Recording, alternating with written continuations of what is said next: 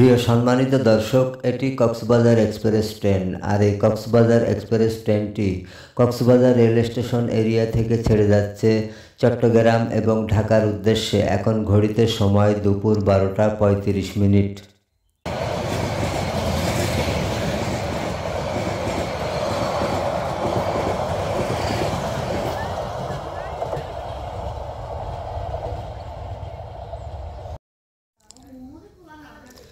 এই ট্রেনটির নাম পর্যটক এক্সপ্রেস ট্রেন।